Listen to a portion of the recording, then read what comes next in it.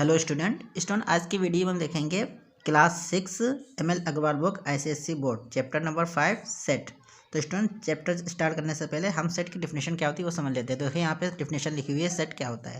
लिखा है sets are a collection of well defined object. मतलब स्टूडेंट जो सेट होते हैं वो किसी भी ऑब्जेक्ट की कलेक्शन होते हैं, लेकिन वो ऐसा कलेक्शन होता है जो वेल डिफाइंड होना चाहिए, मतलब उसकी कोई ना कोई डिफिनेशन होना चाहिए, तभी उसकी जो है सेट कहा जाएगा। तो इस देखिए इसको हम कुछ एग्जांपल से समझ लेते हैं। तो देखिए स्टूडेंट यहाँ पर मैं कुछ एग्जांपल ले रहा हूँ। यहाँ पे लिख दीजिए आप set of natural number, set of natural number less than 10। तो देखिए लिखा है set of natural number less than 10। यहाँ पर हमको सेट बनाना है नेचुरल नंबर का जो कि 10 से छोटा होना चाहिए। तो यहाँ पर हम ये देखेंगे कि ये सेट है या नहीं। तो अगर हम यहाँ पर सेट बनाएंगे, अगर हमसे ये सेट बन जाए और वेल डिफाइंड हो, इसकी डिफिनेशन बने, तो समझ जाना ये सेट है। अगर डिफिनेशन नहीं बनी तो यहाँ पर सेट नहीं होगा। तो देखिए हमको नेचुरल नंबर का एक सेट लेना है। तो नेचुरल नंबर कहाँ से स्टार्ट होते हैं? 1 2 3 4 5 6 7 8 9। अब यहाँ पे लिखा लेस देन 10, तो 10 से कम लेना है। तो इसको बॉक्स में बंद कर दीजिए कर्सिव ब्रैकेट लगा के। तो देखिए यहाँ पर एक सेट बन गया जो कि वेल डिफाइंड है। तो इस तरीके से हम कह सकते हैं, जो मैंने स्टेटमेंट लिखा था, एग्जाम्पल लिया था, ये सेट बनना है। तो आप देखिए यहाँ पर मैं यहाँ पे कुछ भी लिख दे रहा हूँ ए, तो इस तरीके से हम सेट लिख देते हैं।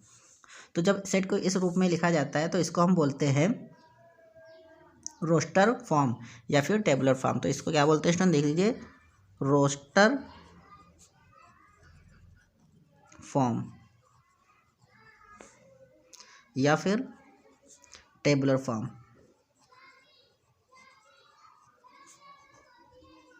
तो ध्यान दीजिएगा, कभी भी सेट को आपको लिखना है रोस्टर फॉर्म में या टेबुलर फॉर्म में। तो आप किसी भी सेट को जो भी दिया हुआ हो तो इसको आप इस तरीके से लिख सकते हैं। इसको यहाँ पर ए बी कुछ भी मानकर यहाँ पे जो भी सेट हो उसका सेट बना दीजिए और ये कर्सिव ब्रैकेट में लिख दीजिएगा। तो इस तरीके से जो सेट लिखा जाता है उसको हम बोलते हैं रोस्टर या फिर टेबुलर फॉर्म। ठीक है स्टूडेंट। अब देखिए इसके अंदर जो हमने नंबर लिखे हैं इनको हम बोलते हैं एलिमेंट। जो भी ये लिखे हैं इनको हम क्या बोलते हैं? एलिमेंट बोलते हैं। तो देखिए यहाँ पर क्या हो गया, ये एलिमेंट। अब अगर इसी को हम को दूसरा मेथड से लिखना, तो देखिए दूसरे तरीके से क्या लिख सकते हैं, ए इक्वल टू, तो यहाँ पर जो भी सेट लिया उसको हम मान लेते हैं एक्स, फिर ये 2 डॉट लगा दें, इसको पढ़ते हैं is such that X is natural number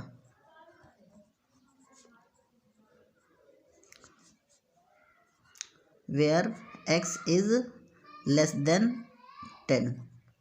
तो देखिए सेट को इस तरीके से भी लिखा जाता है। अगर हम किसी भी सेट को इस तरीके से लिखते हैं तो उसको हम बोलते हैं सेट बिल्डर फॉर्म। तो देखिए स्टूडेंट, किसी भी सेट को हम 2 तरीके से लिख सकते हैं। एक तो होता है रोस्टर फॉर्म या फिर उसी को टेबुलर फॉर्म बोलते हैं, जिसमें हम उसके एलिमेंट को लिख देते हैं, या फिर उसको हम थोड़ा स्टेटमेंट बना के लिखते हैं, लेकिन उसका स्टेटमेंट इस तरीके से होना चाहिए जो डिफाइंड हो। जैसे यहाँ पे मैंने लिख दिया एक्स, एक्स क्या है, जो भी हमने लिया है नेचुरल नंबर से, वहाँ पर आप लिख सकते हैं एक्स बिलोंग्स टू एन।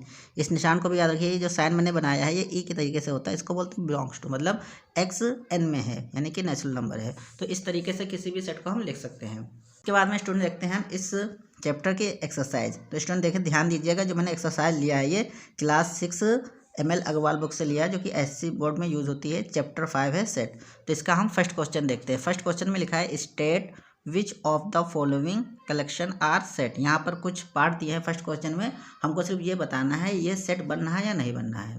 तो देखिए इसका फर्स्ट पार्ट क्या है। तो इसमें जो फर्स्ट पार्ट है उसमें लिखा है collection of odd natural number less than 50। तो स्टूडेंट देखिए यहाँ पर हमको एक ऐसा कलेक्शन दिया गया है जो ऑड नेचुरल नंबर हो और 50 से छोटे हैं। तो आप ये देखिए ये सेट बनेगा या नहीं। देखिए स्टूडेंट, तो यहाँ पर जो कलेक्शन दिया है वो नेचुरल नंबर है जो कि ऑड होना चाहिए। तो इसका हम सेट बनाकर पहले चेक करते हैं ये सेट बनेगा या नहीं। यहाँ पर मैंने इस सेट को ए मान लिया। तो यहाँ पे नेचुरल नंबर है और ऑड नेचुरल नंबर है। तो नेचुरल नंबर की स्टार्टिंग 1 से होती है और ऑड दिया है तो ऑड 1 हो गया, 3 5, इस तरीके से आप लिखते जाइए। अब यहाँ पे जो नेचुरल नंबर लेना है वो 50 से कम लेना है, लेस देन 50 है। तो यहाँ पे लास्ट जो नेचुरल नंबर आएगा ओड वो आएगा 49। तो देखिए स्टूडेंट, यहाँ पर एक मैंने सेट बनाया है जो कि बन रहा है। तो इस तरीके से हमने सेट यहाँ पर बनाया और वो बन गया। तो इसको कोई भी बना सकता है, तो हम कह सकते हैं कि ये सेट है। तो यहाँ पर लिख दीजिए yes, this is a set. आप यहाँ पे लिख सकते हैं पूरा स्टेटमेंट अपने हिसाब से। यहाँ पर आप एग्जाम्पल बना के दिखा भी सकते हैं। तो इसका ये फर्स्ट पार्ट हमने यहाँ पे इस तरीके से कर दिया, आप इस तरीके से कर सकते हैं। अब देखते हैं इसका सेकेंड पार्ट। तो देखिए स्टूडेंट, जो सेकेंड पार्ट है इसमें लिखा है collection of 4 colours of a rainbow. तो स्टूडेंट देखिए, आप जानते होंगे जो रेनबो होता है उसमें 7 कलर होते हैं। कितने कलर होते हैं? 7। लेकिन यहाँ पर जो कलेक्शन दिया गया है केवल 4 का दिया गया है। तो क्या आप 4 का कलेक्शन बना सकते हैं यहाँ पे? अब कहने को तो यहाँ पर आप बना सकते हैं 4 कलर कोई भी ले सकते हैं, लेकिन अगर आप कोई भी कलेक्शन बनाते हैं, कोई दूसरा बनाएगा वो कोई 4 और लेगा, तो इस तरीके से इसका जो सेट बनेगा वो वेल डिफाइंड नहीं बनेगा, क्योंकि 7 कलर होते हैं, 7 में से 4 अलग अलग कोई भी ले सकता है। तो इसका जो सेट है वो नहीं बनेगा। तो यहाँ पर आप लिख दीजिए नो।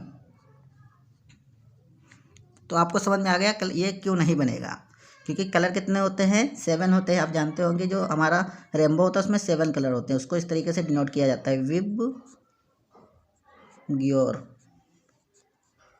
वी फॉर वॉयलेट होता है, I for indigo, B for blue, G for green, Y for होता है yellow, O for orange, R for red. तो 7 कलर है। अगर आपको सेट बनाना है, मान लो आपने इस तरीके से 4 का बना दिया सेट, किसी ने ये 4 बना दिया, तो ये वेल डिफाइन नहीं होगा। तो इस तरीके से ये सेट नहीं होगा। अब देखते हैं इसके बाद थर्ड पार्ट क्या है। तो थर्ड पार्ट में स्टूडेंट लिखा है collection of first 3 days of a week. मतलब हमारे पास एक वीक दिया है, उसके फर्स्ट 3 डेज दिया। अब यहाँ पे देखिए फर्स्ट लिख दिया है, तो ये बहुत इंपॉर्टेंट है। फर्स्ट डे लिखा है तो यहाँ पर हम बना सकते हैं कलेक्शन। कैसे? इसको मैं W से लिखे दे रहा हूँ क्योंकि वीक है, तो W इक्वल टू लिख सकते हैं आप, या आप AB। तो फर्स्ट 3 डेज है तो मैं संडे से स्टार्ट कर दे रहा हूँ। फर्स्ट डे क्या हो गया हमारा? संडे। सेकेंड डे हम लिख सकते हैं मंडे, उसके बाद में ट्यूसडे। तो देखिए स्टूडेंट, इस तरीके से मैंने यहाँ पर एक सेट बना दिया। तो फर्स्ट डे लिखा है तो कोई भी लिखेगा तो इस तरीके से ही लिखेगा। तो इसका मतलब ये वेल डिफाइंड सेट है। तो यहाँ पे आप लिख दीजिए यस। तो ध्यान दीजिएगा, यहाँ पर हमको सिर्फ यस या नो में आंसर देना था, बना के यहाँ पे दिखाना नहीं, लेकिन आप बना सकते हैं एग्जाम्पल के तौर पर। इसके बाद देखते हैं इसका फोर्थ पार्ट। तो देखिए स्टूडेंट, फोर्थ पार्ट में लिखा है collection of all toll student of your class. तो आपका कोई क्लास है, आप वहाँ पर ऑल टॉल स्टूडेंट मतलब सभी टॉल स्टूडेंट लिए उसका सेट बनाइए। तो देखिए स्टूडेंट, यहाँ पर भी कोई वेल डिफाइंड नहीं बनेगा, क्योंकि आपके क्लास में टॉल है तो हर इंसान के अकॉर्डिंग इसका लंबाई जो होगी स्टूडेंट की या कोई भी इंसान की तो अलग अलग होती है। किसी की नज़र में 6 फुट हो गया, किसी की नज़र में कुछ हो गया, तो यहाँ पर वेल डिफाइंड नहीं होगा। तो आप यहाँ पर लिख दीजिए नो, ये सेट नहीं बनेगा। इसके बाद में देखते हैं नेक्स्ट पार्ट। इसके बाद में देखिए स्टूडेंट, जो फिफ्थ पार्ट है इसका, इसमें लिखा है collection of all clever students of your class. यानी कि आपका क्लास है, इसमें से आपको क्लेवर स्टूडेंट का एक सेट बनाना है। तो देखिए स्टूडेंट, यहाँ पर जितने भी क्लेवर होंगे तो आप क्या उनका बना सकते हैं? क्या नहीं बना सकते, क्योंकि कोई पढ़ाई में क्लेवर होगा, कोई किसी चीज़ में क्लेवर होगा, तो यहाँ पर एक कलेक्शन नहीं बनेगा जो कि वेल डिफाइंड नहीं होगा। तो यहाँ पर भी आप लिख दीजिए नो। तो इसका भी नो हो जाएगा। इसके बाद अगला देखिए collection of all rich people of Bangalore. तो एक बेंगलोर सिटी है, उसमें से रिच पीपल का कलेक्शन बना, तो ये भी नहीं बनेगा, क्योंकि यहाँ पर रिच पीपल की अगर हम बात करेंगे तो रिच पीपल भी अलग अलग अकॉर्डिंग होते हैं। तो ये भी नो हो जाएगा। तो यहाँ पर भी आप लिख दीजिए नो। उसके बाद में देखिए स्टूडेंट क्वेश्चन नंबर 7। तो क्वेश्चन नंबर 7 में लिखा है collection of some multiples of 5। तो स्टूडेंट, आप जानते होंगे जब हम 5 के मल्टीपल्स बनाते हैं तो बहुत से मल्टीपल्स होते हैं। तो यहाँ पर अगर हम सेट बनाएंगे तो हम सेट बना सकते हैं, लेकिन आप ध्यान दीजिएगा जब सेट बनाने की बात होगी तो यहाँ पर जब अलग अलग लोग बनाएंगे तो अलग अलग बना सकते हैं, क्योंकि मल्टीपल्स तो बहुत होते हैं। तो इसका कोई वेल डिफाइंड सेट नहीं बनेगा। तो आप यहाँ पर लिख दीजिए no, it is not set. पूरा आप लिख दीजिएगा इट इज़ नॉट सेट। क्यों नहीं है सेट? क्योंकि यहाँ पर अलग अलग लोगों का यहाँ पे अलग अलग सेट बनेगा। इसके बाद देखते हैं क्वेश्चन नंबर 8 पार्ट में लिखा collection of all prime numbers. तो यहाँ पे लिखा है collection of all prime numbers. तो आप स्टूडेंट जानते होंगे जो ऑल प्राइम नंबर लिखा है, जितनी भी प्राइम नंबर है सभी लिख देना है सेट में। तो आप देखिए यहाँ पर जब सेट बनाएंगे तो किसी भी सेट बनवाइएगा तो सबका सेट एक ही बनेगा, क्योंकि ऑल प्राइम नंबर लिखा है। तो यहाँ पर लिख दीजिए यस। आप बना भी सकते हैं, आप सेट बनाना चाहें तो इस तरीके से बना सकते हैं। Prime number, first prime number कौन सा होता है? 2 3 5, उसके बाद में डॉट डॉट लगा दीजिए क्योंकि बहुत से प्राइम नंबर हैं, सभी इसमें आ जाएंगे। इसके बाद में देखते हैं इसका पार्ट 9। इसमें लिखा है collection of all even integer which lie between -5 and 15। हमको यहाँ पर इंटीजर लेना जो कि इवन हो और लाइज करता हो -5 एंड 15 के बीच में, तो ये भी बन जाएगा। तो यहाँ पर आप लिख दीजिए यस। आप अगर बनाना चाहें तो बना भी सकते हैं। तो देखिए हमें इवन इंटीजर लेना है, तो i इक्वल टू -5 एंड 15 के बीच में लेना है। तो स्टूडेंट देखिए क्या, कहाँ से स्टार्ट करेंगे? -4 से। इसके बाद में -2 हो जाएगा क्योंकि इवन लेना है। 0 2 4 6 8 10 12, उसके बाद में 14। तो इस तरीके से ही सेट बनेगा। तो कोई भी बनाएगा तो उसका सेट केवल यही आएगा, तो ये वेल डिफाइंड हो जाएगा। इसके बाद में देखते हैं पार्ट 10 इसका। तो स्टूडेंट देखिए पार्ट जो 10 है इसमें लिखा है collection of all good cricket player of India. अब यहाँ पे देखिए एक ऐसा सेट बनाना है जिसमें अच्छे खिलाड़ी आते हैं। तो इसका सेट तो बनाने को आप बना सकते हैं, लेकिन ध्यान दीजिएगा अगर हम यहाँ पे सेट बनाएं तो हम अपने हिसाब से कुछ बनाएंगे कि हमारे नज़र में अच्छे खिलाड़ी कोई और होंगे, कोई दूसरा बनाएगा उनकी नज़र में कोई और होंगे। मान लो कोई बहुत पुराना है तो उसकी नज़र में तो पुराने खिलाड़ी आ जाएंगे, या हमारे टाइम के होंगे तो उनके नज़र में कोई और खिलाड़ी होंगे। तो इस तरीके से ये सेट नहीं बनेगा। तो आप यहाँ पर लिख दीजिए no, it is not set. क्यों नहीं है आपको समझ में आ गया होगा, क्योंकि प्लेयर बहुत से अच्छे हैं लेकिन सेट नहीं बनेगा इसका। तो 10 नंबर का आंसर हो जाएगा नो। इसके बाद में देखते हैं इसका 11 पार्ट। 11 में लिखा है collection of 3 youngest student of your class. तो स्टूडेंट देखिए यहाँ पे लिखा है 3 यंगेस्ट। यंगेस्ट वर्ड से यहाँ पे सेट बन सकता है। क्यों? क्योंकि हमारे क्लास में जितने भी स्टूडेंट होंगे 10 20 या कितने भी हो, तो उसमें से यंगेस्ट सबकी एज निकाल के जो सबसे यंगेस्ट होंगे, सबसे छोटे उम्र में होंगे, उनका हम सेट बना सकते हैं। तो यहाँ पे आप लिख दीजिए यस। इसके बाद में देखते हैं 12 नंबर। 12 में लिखा है collection of 3 healthy student of your class. तो यहाँ पर 3 हेल्दी लिखा है तो ये भी नहीं बनेगा, क्योंकि हेल्दी की बात होगी तो सबकी अलग अलग इस पर राय होगी। क्योंकि हेल्दी की बात करेंगे, कोई मान लो फिटनेस में अच्छा है या कोई भी अच्छा है, तो इस तरीके से यहाँ पर सेट नहीं बनेगा। तो इस तरीके से देखिए जो फर्स्ट क्वेश्चन था उसमें 12 पार्ट थे वो सारे हो गए हैं। इसके बाद स्टूडेंट देखते हैं इस एक्सरसाइज का क्वेश्चन नंबर 2। स्टूडेंट देखिए क्वेश्चन नंबर 2 में लिखा है let E equal to even integer. यहाँ पे एक सेट दिया है, ई यहाँ पे दिया है और सेट है इवन इंटीजर, मतलब ऐसा सेट दिया है जिसमें इवन इंटीजर आएंगे। Insert the appropriate symbol. यहाँ पे ये देखिए सिंबल बना, अभी हमने बताया था सिंबल को क्या कहते हैं, और ये सिंबल इन द ब्लैंक। अब इस सिंबल का मतलब एक बार फिर से आप समझ लीजिए, ये होता है, इसको हम पढ़ते हैं बिलोंग्स टू। बिलोंग्स टू क्या? बिलोंग्स टू मतलब कोई उसमें बिलोंग्स कर रहा है या नहीं कर रहा है। ये जो दूसरा है ये भी वही सिंबल है, उस पर कट कर दिया है। इसमें हो जाएगा डज नॉट बिलोंग्स।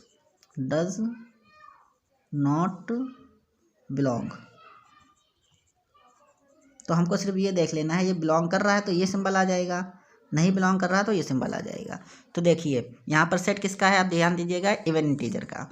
तो देखिए जो इसका फर्स्ट पार्ट है इसमें लिखा है 10, उसके बाद लिखा है ई। तो अब स्टूडेंट देखिए 10 ई में बिलोंग्स कर रहा है या नहीं बिलोंग्स कर रहा है, आप ये ध्यान दीजिए। तो 10 क्या है स्टूडेंट? इवन है, और हमारा सेट क्या दिया है? इवन इंटीजर दिया है। तो 10 क्या है? इवन, यानी कि 10 जो है वो ई में बिलोंग्स कर रहा है। तो कौन सा सिंबल आ जाएगा? ये आ जाएगा। फिल इन द ब्लैंक वाला क्वेश्चन है, बस आपको 2 ही चीज़ फिल करना है, belongs to, does not belong. तो यहाँ पर ये निशान आ जाएगा, आप ध्यान से देखिएगा। तो फर्स्ट पार्ट हो गया। अब सेकंड देखिए -8। तो -8 क्या है स्टूडेंट?